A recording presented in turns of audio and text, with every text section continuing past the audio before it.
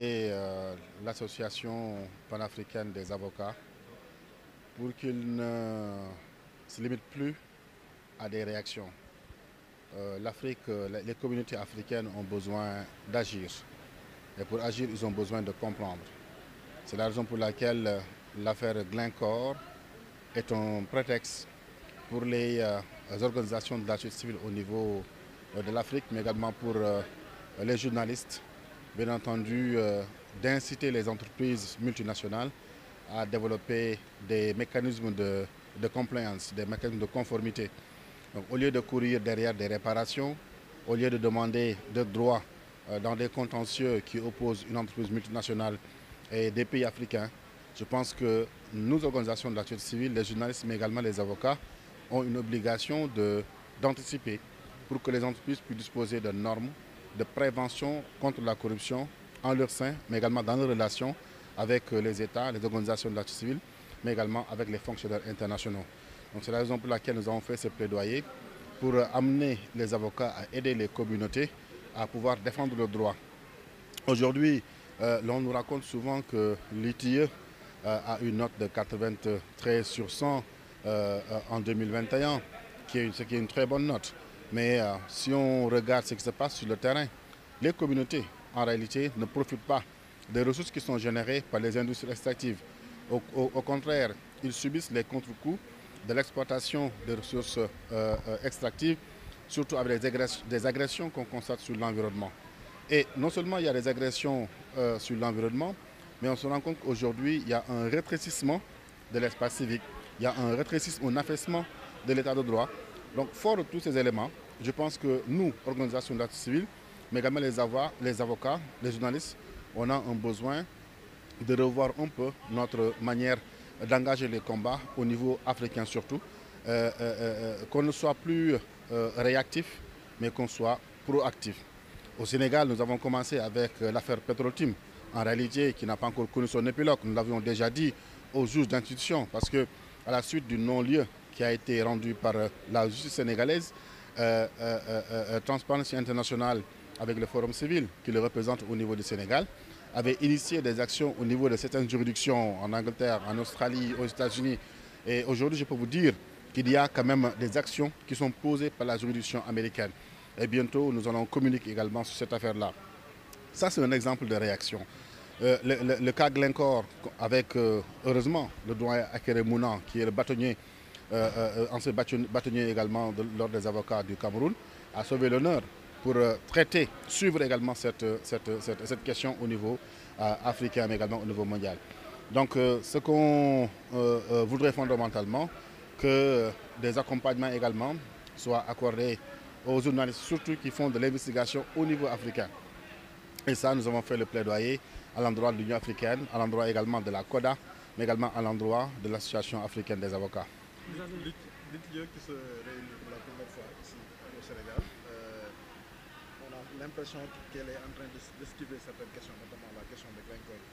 Donc elle ne fait plus l'affaire par rapport à ce but. Oui, en fait, ce que nous avons constaté est que Glencore, apparemment, est un des sponsors de ITIE. Et depuis que le scandale ITIE a éclaté, en tout cas, nous n'avons pas entendu l'ITIE prendre position sur l'affaire Glencore. Donc ça a été quand même pour nous une surprise. C'est la raison pour laquelle nous savons très pertinemment que le problème de l'Afrique, c'est un problème de flux financiers illicites. C'est le problème de la corruption, c'est le problème de la criminalité dans les interactions ou bien dans les transactions en matière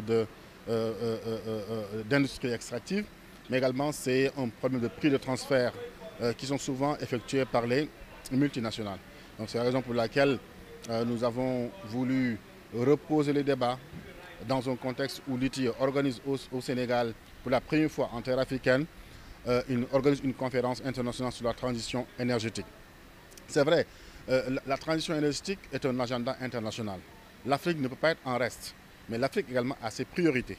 Et les priorités de l'Afrique en font partie réellement la question des flux financiers illicites, mais également la question de la lutte contre la corruption, la question de la transparence, surtout dans la publication de certains contrats. On dit souvent que oui, les contrats sont publiés, mais attention, Dans le secteur extractif, il y a des contrats stratégiques, des contrats qui sont signés entre l'État et les entreprises qu'on voit, les co-contractants, mais il y a des contrats pour les sous-traitants. Et ces contrats avec les sous-traitants, généralement, ils ne sont pas publiés. Donc il y a un déficit de transparence à ce niveau-là. La structure qui est logée à la présidence de la République, qu'on appelle le COS-Petrogaz, qui a pour mission non seulement de faire l'état des lieux du potentiel gazier et pétrolier, mais également de faire l'état des lieux de la situation de référence des projets. Mais même s'il y a des rapports, en tout cas, ces rapports ne sont pas rendus publics. Autrement dit, il y a un déficit de redevabilité du COS-Petrogaz à l'endroit des citoyens. Et en ce moment-là, on ne parle de transparence. Non, il n'y a pas encore une transparence telle que souhaitée par les organisations de la société civile au niveau du Sénégal. Donc ce sont ces questions-là qu'on a voulu reposer également sur la table, mais pas uniquement de parler seulement de la transition énergétique, alors que même cette transition énergétique, si l'on ne fait pas attention, les pays africains comme la RDC, ils seront les plus impactés. Parce que la transition énergétique, telle que voulue par l'Europe, c'est quoi? Éliminer les voitures thermiques au profit également des voitures électriques. Ça nécessite également de la construction à outrance de batteries. Les batteries également qui sont souvent alimentées par le cobalt. Le cobalt qui est produit ici en Afrique, surtout en RDC, avec des conditions désastreuses. Est-ce qu'on a... la RDC s'est préparée à ça? Est-ce que les autres pays également qui sont dans l'Amérique latine se sont préparés également à ça, surtout sur les questions qui touchent également au-delà du cobalt, mais également le lithium? Est-ce qu'également au Sénégal, on a posé le débat sur la possibilité de fabriquer des batteries au niveau du Sénégal avec le système LFP, donc ça veut dire lithium, fer également et phosphate. Nous avons également du phosphate, nous avons également du fer qui n'est pas encore exploité. Pourquoi pas poser également le débat sur le lithium? Donc, il y a toutes ces questions-là, tous ces préalables-là qui ne sont pas encore réglés au niveau du Sénégal. Et on veut plonger directement ou bien accompagner l'agenda mondial, l'agenda global sur la transition énergétique. On n'est pas contre, mais l'Afrique a ses priorités. Et ses priorités, c'est la lutte contre la corruption. Ses priorités, c'est la lutte contre la criminalité économique et financière transnationale. Sa priorité, c'est de lutter contre les prix de transfert. Donc sa priorité, c'est de lutter contre les flux financiers illicites et surtout le recouvrement des avoirs criminels. Vous avez évoqué tout à l'heure la question de la transparence. Le Sénégal est crédité généralement d'une bonne note par l'ITIE, mais on remarque, comme vous l'avez dit tout à l'heure, que les communautés continuent de souffrir. Qu'est-ce qui explique ce paradoxe? Est-ce qu'il y a un problème d'adéquation entre les critères d'évaluation et la prise en charge des préoccupations véritables des populations?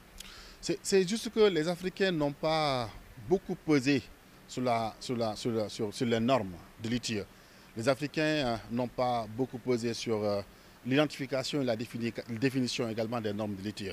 En réalité, nous, notre préoccupation, au-delà, c'est vrai, la question de la transparence, on doit publier également ce que les entreprises doivent publier également ce qu'ils payent, mais également les entreprises doivent réparer ce qu'ils causent comme dommages après l'exploitation, bien au cours de l'exploitation. Ça veut dire la question environnementale. C'est une question cruciale.